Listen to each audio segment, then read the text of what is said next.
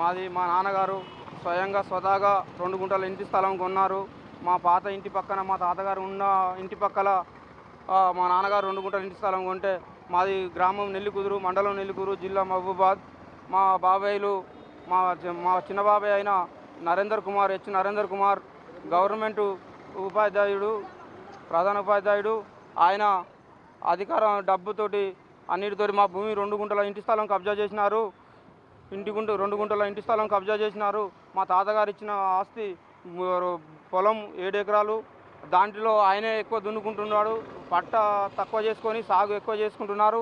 మా నాన్నగారికి కొత్తగా ఒక 2 ఎకరాలు మాత్రమే ఇచ్చినారు. మిగతాది ఆయనే చేసుకుంటున్నారు. ఇంకొక ఆయన మా పెద్ద బాబాయ్ రేషన్ షాప్ డీలరు, ఆయన చనిపోయిన ఆయన కొడుకు చైతన్ కుమారు. ఆయన కూడా అలాగే ఆయన కూడా వ్యవసాయ భూమి ఎక్కువ చేసుకుంటాడు. వారిద్దరు కలిసి మా 2 గుంటల ఇంటి స్థలాన్ని కబ్జా చేసినారు. మేము కొన్నది స్వయంగా కొన్నాము. అమ్మిన వారు ఉన్నారు, వారు సాక్ష్యం చెప్పారు. వాళ్ళు చెప్పినా కానీ పెద్ద మనుషుల సమక్షంలో మాట్లాడుకుందామన్నా రావట్లేదు. పైగా వాళ్ళు పలుమారు మా పైన దాడి చేసినారు. మా నాన్నగారిని, నన్ను, మా భార్యను, మా పిల్లలందరినీ కొట్టినారు. ఆ తర్వాత మేము పోలీస్ స్టేషన్ పోయి కేసు పెట్టగా ఎస్ఐ గారు కూడా ఇంతవరకు కూడా అది కేసు చేయలేదు.